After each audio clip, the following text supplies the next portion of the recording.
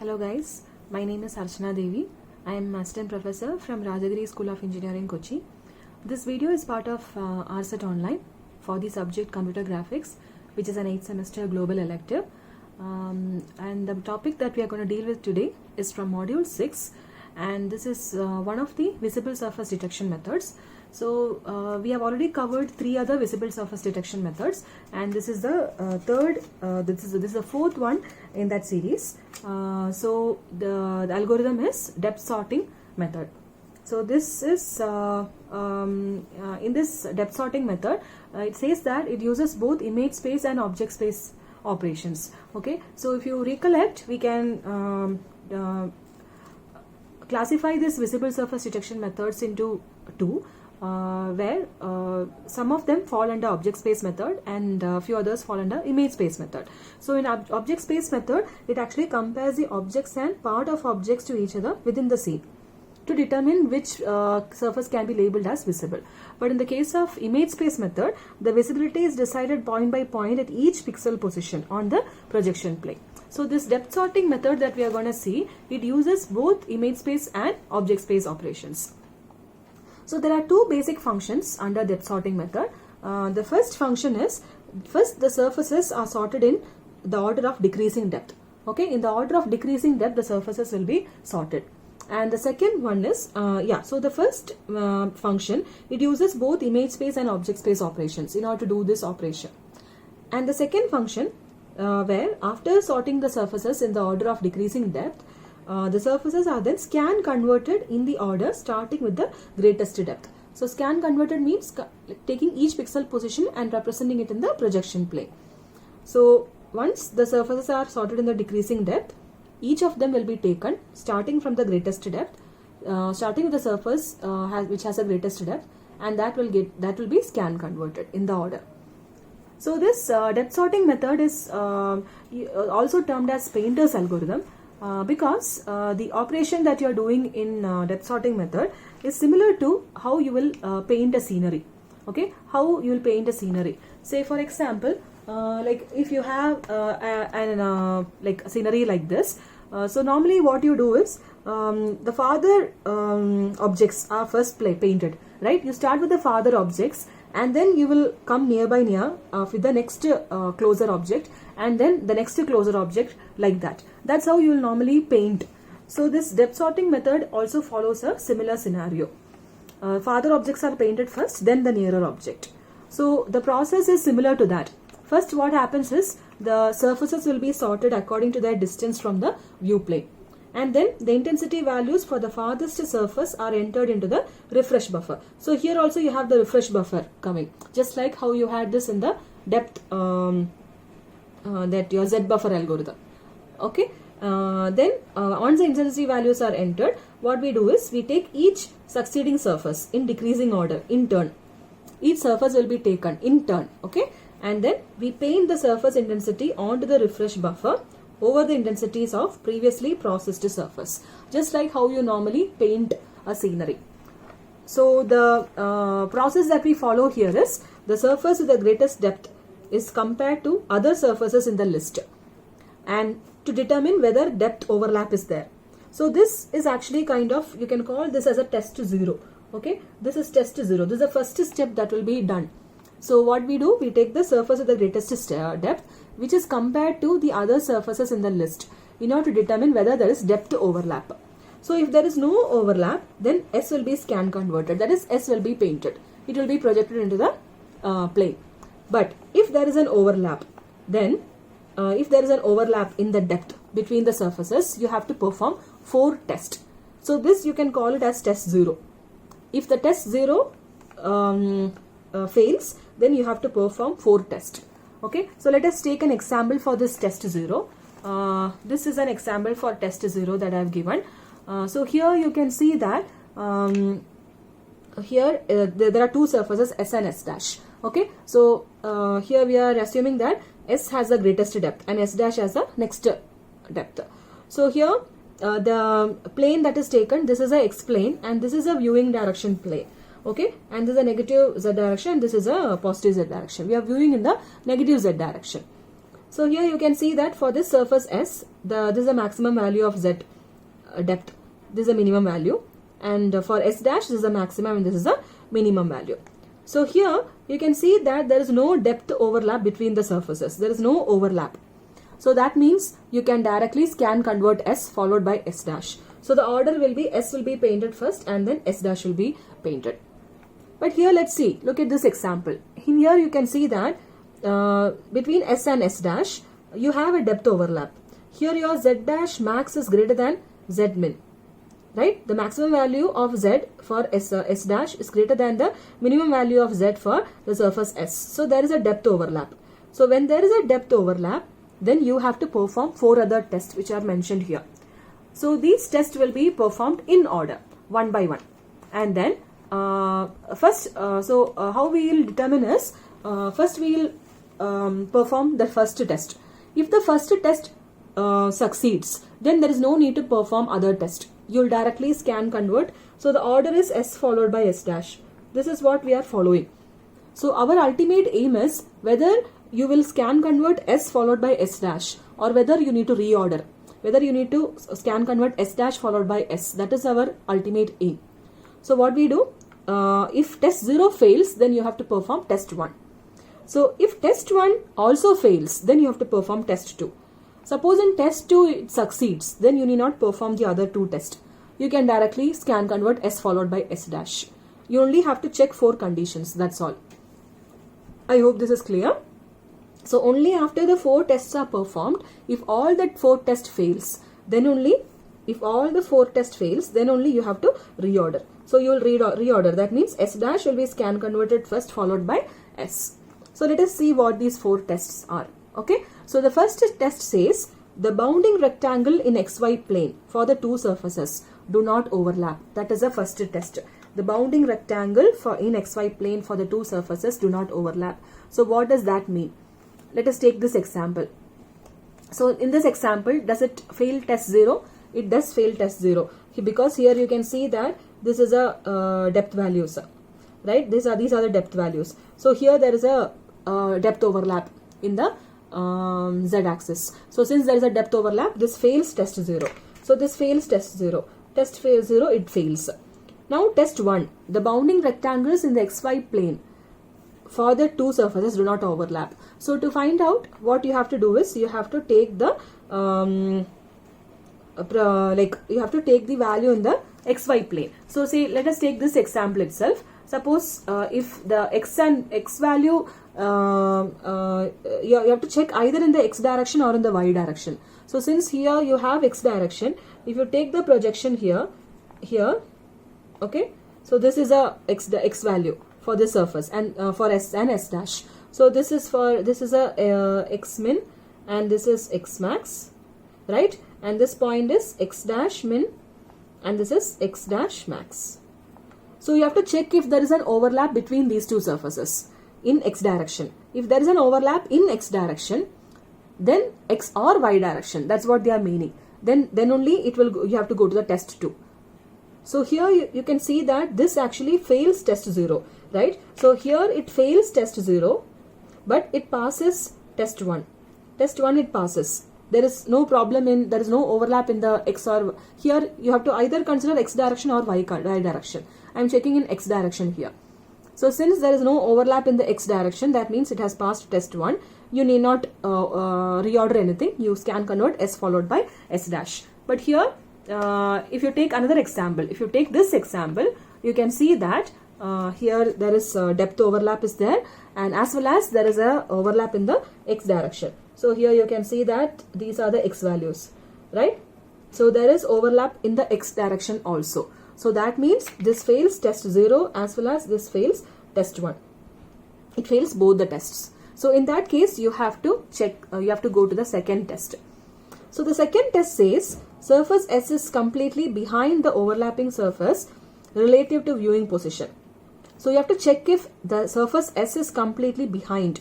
Behind you can also find out like whether if the it's inside. Surface S is inside the overlapping surface. So overlapping surface is S dash here. Okay. So overlapping surface means S dash.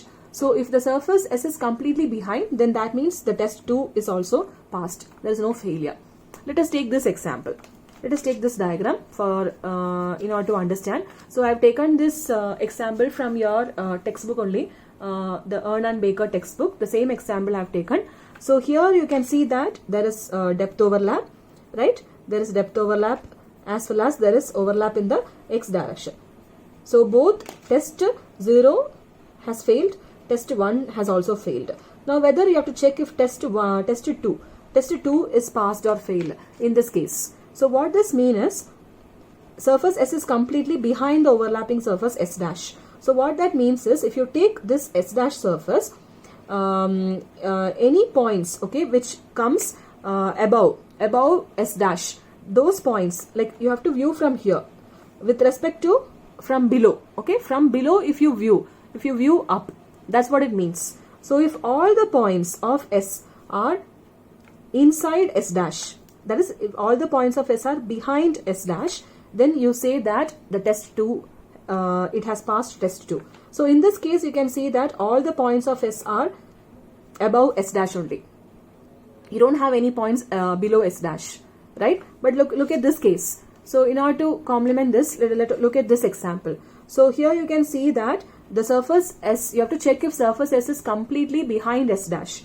So here S is not completely behind S dash. Behind means any point which comes above S dash, that is behind, because you are viewing from here, okay? So all the points that comes above you call it as behind or inside, and all the points that comes below you call it as outside.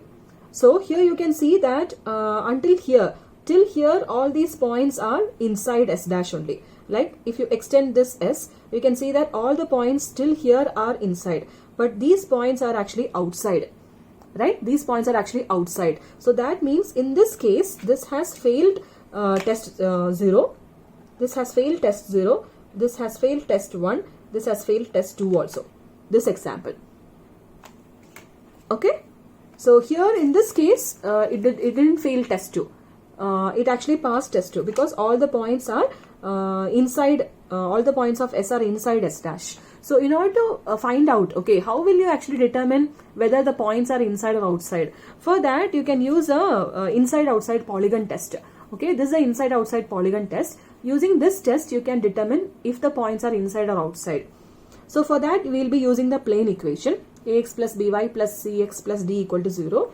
So here, we already know that if you take any xyz points, if the point is less than 0, then you say that it is inside the polygon. I hope you remember. If the point is less than or equal to 0. But if the point, any point, if you substitute in the plane equation and you get the answer as greater than 0, then you call it as outside. Okay, so the same principle we follow here. So in order to find out if S is completely inside S dash, what you have to do is substitute all vertices of S of each plane in the plane equation of S dash. So each and every vertex you have to take and then substitute in the plane equation for S dash. For any point, okay, for any of the vertex in S, if you get any of the vertex as like the condition to be satisfied is everything should be less than 0. All the points should be less than 0. If all the points are less than or equal to 0, then we say that S is completely inside or behind S dash. Okay, S is completely inside or behind S dash. But for any point, it doesn't satisfy this condition. If any point you get a value greater than 0, then that means S is not completely behind S dash. So similarly for test 3 also. Test 3 says that the overlapping surface, S dash. So the overlapping surface means S dash. S dash is completely in front of S related to the viewing position. So in front means outside. Okay, so here we saw that in this example, this passed test 2. But in this case, it did not pass test 2. Here some of the points are not completely inside S dash, right? Some of the points in S here, all these points are not inside S dash. So you have to, since it failed 0, 1 and 2, you have to check for test 3.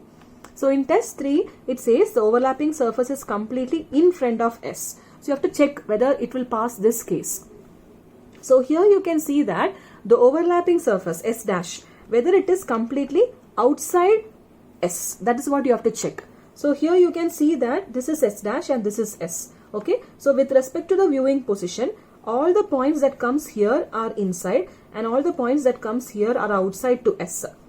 Okay, so for S dash, all the points that comes here are inside and all these points are outside with respect to S dash. So what we have to find out here is if the overlapping surface is completely in front of S. In front of S means outside S. So all these points are inside S. Okay, right? If you take, if you extend this, all these points are inside and all these points are outside. All these points that comes here. So you have to check if this S dash is completely outside S. So here you can see that this line is completely outside this S. So that means this test actually, this test case has passed test 3. So again, till here we have seen that even though this test case failed 0, 1 and 2, this has passed test 3. So even till here, if this has passed test 3, there is no need to overlap. You can directly go with S followed by, you can scan convert S followed by S dash. There is no need to reorder. Okay. So now if these are the 3 test cases. Now the last test case is the projection of 2 surfaces onto the view plane should not overlap. If it failed all the 4 cases, including test 0. So if let us take this example. For that I have given this test case here. Okay, here you can see that this actually fails all the cases. So there is the first is depth overlap in z-axis. Z-axis. So you can see that there is a depth overlap, right? There is depth overlap in z-axis. Here there is a depth overlap, and the so this has failed test 0. Now the test 1 is whether you have overlap in x or y direction. So this is a x-axis projection. So yes, there is overlap. So this has failed test 1 also.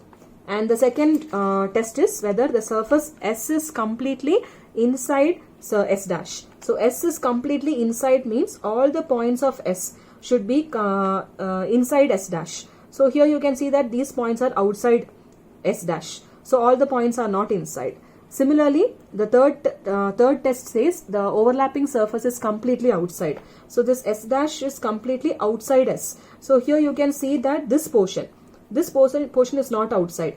All these portion is outside S, but this portion is inside S. It is not completely outside. So this has failed test 2 as well as test 3.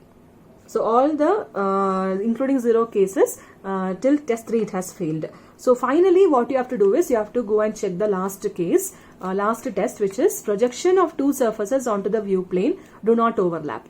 The projection should not overlap. So if you project these 2 surfaces onto the XY plane, okay, you are taking the projection.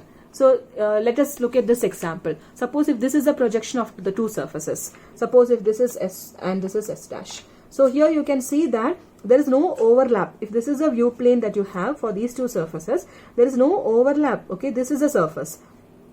The diamond that is shown here, this is a surface and this is a view plane. So there is no overlap between the surfaces. So again, this has passed test 4. So this case has passed test 4. So there is no need to reorder. You can again scan convert S followed by S dash.